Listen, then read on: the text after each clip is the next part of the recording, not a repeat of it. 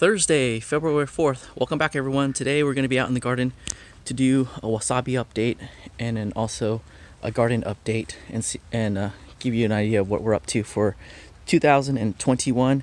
Let's start off with a wasabi update because I know there's a lot of interest in this plant, and we're gonna not hold you here if you're just here for the wasabi update. Since the last video, we've gotten a lot of growth from our plant, and we also had a dramatic event with an aphid infestation, and you can see the scarring underneath the leaves and on top of the leaves. I came in here with some neem oil and sprayed all the underside where the aphids were.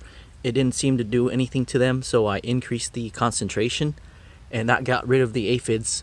I'm not sure if the increased concentration caused some of this scarring and yellowing. It probably has, so I need to mind that next time if we get another infestation. I don't use neem oil often, so I don't have a lot of experience with the concentration amounts.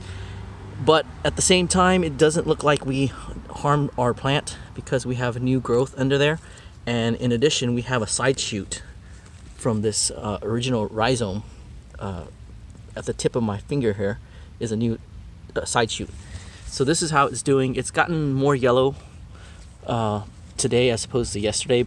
And this was, the infestation was about a week and a half ago.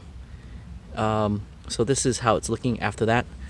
And then as far as trying to mitigate the infestation, I planted a dill volunteer, and that's something I'm trying out. Dill's supposed to help repel some of the aphids. We have this cloth to keep out the caterpillars, and then also to maintain the environment in terms of humidity and temperature. And if you're curious about these things that are hanging in the soil, these are environmental sensors that I have here for fun, just to see how the plant responds to the different variables that changes throughout the year. So this measures temperature and humidity, and then we have a soil probe that measures moisture and soil temperature. So those are a couple things I'm watching. That's for fun, and once again, the real test will be in the summer when it warms up. If you're curious about the grow bag and the cloth, please check the previous update where I go in a little bit more detail. Okay, so over here in our garden we have lots of greens growing, and that's something that I've been focusing on, to grow our own greens and not go to the market so much, and that's been a long-term goal, and we're getting there. This is a rapini. It's a proper looking rapini. It's also known as broccoli rab, and the broccoli might confuse people because it's more of a mustard in terms of its look and taste. So when you cook it up, it gets a little bit bitter. If you eat it raw, it's actually sweet, and we have a mustard plant next to it for comparison. This is a Florida broadleaf. It's a really good producing mustard for us. Produces throughout the year, even in the summertime. So we break off the branches, and then it'll grow again, and it stays growing for a while before it bolts. So very, very dependable green. And then another dependable green is this hybrid Bok Choy. It's another one that lets us grow throughout the year, even during the warm season. And it's slow bolting. This one's been here for a while, so it's starting to bolt. I think it's bolting because it's under stress. That's another indication, because we have some plants over here that's been in the soil for much longer and it hasn't bolted yet. This is a happier plant. You can tell because it has big stalks, and we're behind on harvesting these plants. 3 is enough per planting session for me, for my family. We like variety, so we plant other things. Like for instance this Asapbroc, and we've already harvested some nice broccoli shoots. So basically you get these shoots. They're much larger than this, but you get broccoli shoots. They're also known as Broccolini. So if you find them as Broccolini in the market, that's a trademark name.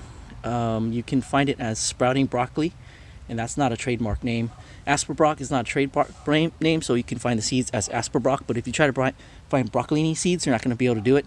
The other notable thing is that it can grow well in the warm season here, according to another grower that we learned about this variety from.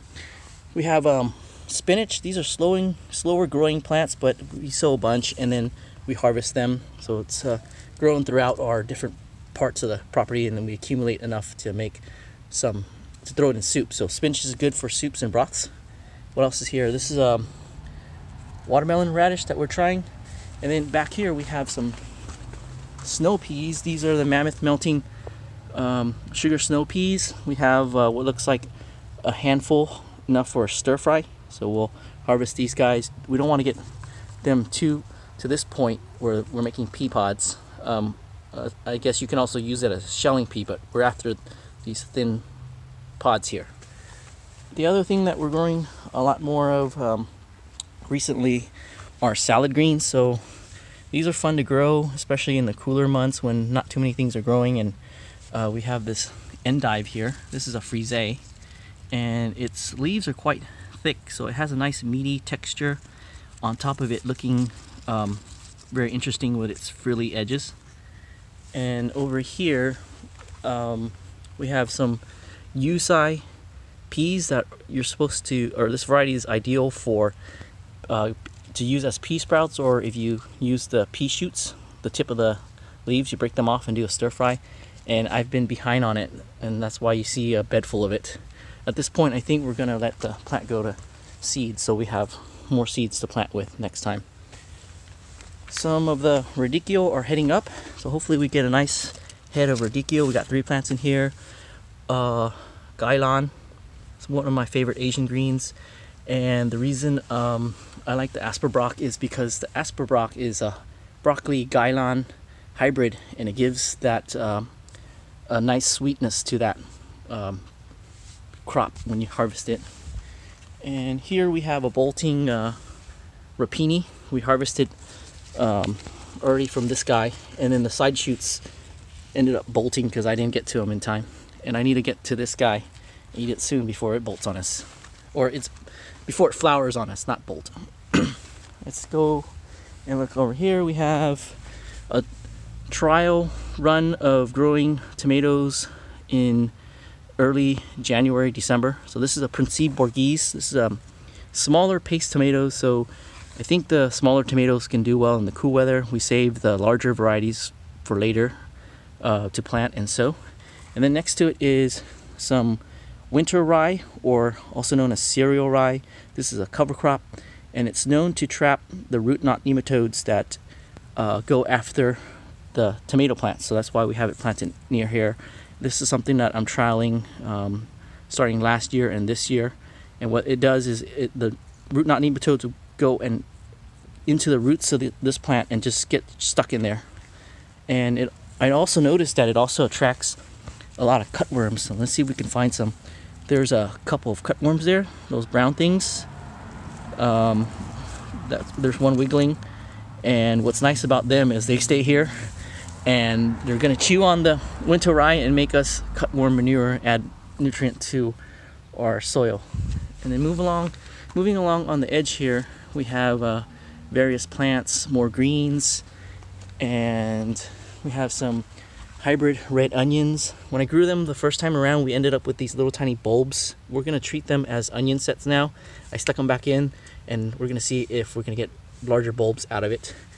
Other noteworthy things over here are some leeks, King Richard leek. We get a lot of sun in this portion, so hopefully we'll get a nice leek harvest. And then I'm going to back up a little bit and show you our seedlings for this year. If you're noticing these colored beads, I'm using it to color code what the varieties are. So rather than having individual plant tags, I'm using these beads to help with identifying what variety they are. So I have a tag and a corresponding color, and what's nice about these beads is I can reuse them as opposed to the plant tags.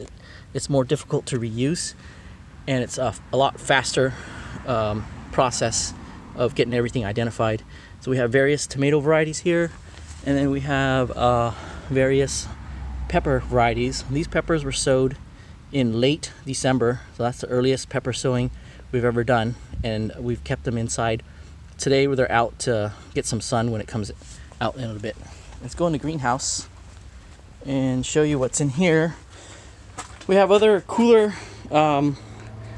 accepting plants that are in the greenhouse, so they stay out here because it's a lot of work to move the plants in and out, but the trays help. So if you're noticing these trays, these are 10-20 trays, and I've moved on to using these trays because they're very efficient. I can load up the trays a lot of plants and move them in and out of the house quickly.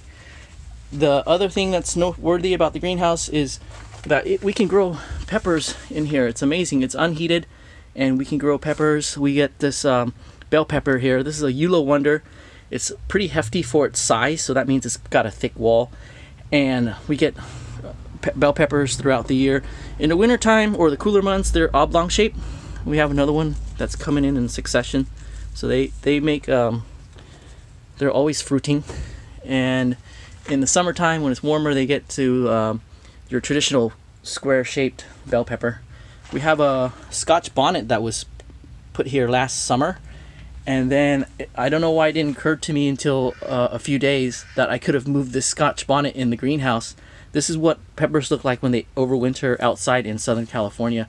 The leaves will drop, but the main portion of the plant will remain alive, and it'll grow back once it gets warmer. So you can see that there are leaf buds poking out as it's warming up.